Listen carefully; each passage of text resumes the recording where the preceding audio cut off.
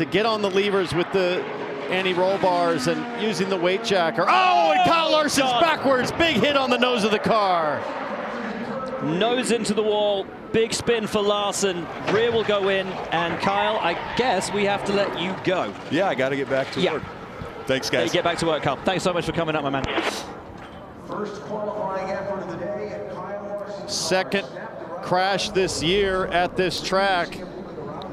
This time getting backwards. The last one was a glancing blow, but it's good to see Kyle Larson jump out immediately. And there's never a great way to crash, James, but at least it hit the nose square. You know what? In terms of not damaging the other corners or the motor or the back of the car as much. Yeah, but at the same time, going in head first is one of the worst ways to hit. There's just less crash structure to absorb energy. You think back to the 500 a few years ago, Monday practice, Stephen Wilson spun all the way around and went nose first into the wall, ended up with a fractured spine. This is exactly what the Hans device was designed. Did you see a little puff like his car bottomed? Bottomed, maybe. Yeah. He was over. He was really over far left.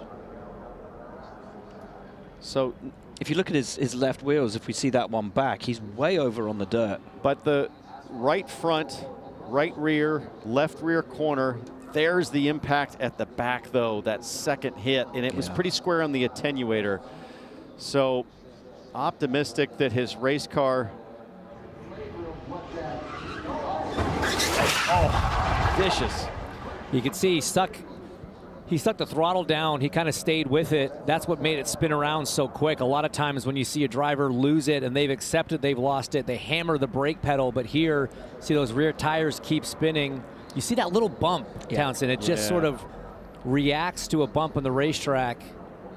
I guess he did get to the brakes. You see the front lock up. And it's, you know, the corner that's been causing all the problems today, where everyone's either been preemptively backing out or they've had to back out because they've had a little wobble. It's turn 3. This is a remarkable crash. I've never seen an Indy car hit front and rear square.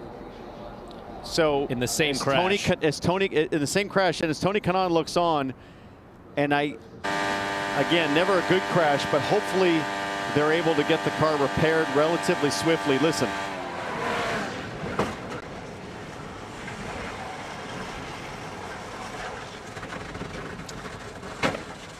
Oof.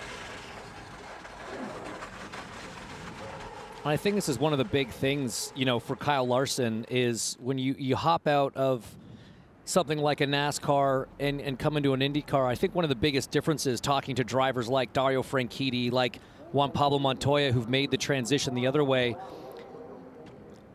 they'll tell you that what's so interesting is how much more feedback, in a sense, you get from a stock car. The movements are all a lot bigger. It almost talks to you in a different way. When you jump into a single-seater, high downforce at a high-speed oval like this, all the inputs from the car are much smaller. You've got to kind of recalibrate your senses to feel tiny little differences. Kyle Larson is celebrated and recognized as one of the most talented drivers on the planet, but it's experience at Indy that he's learning the hard way right now.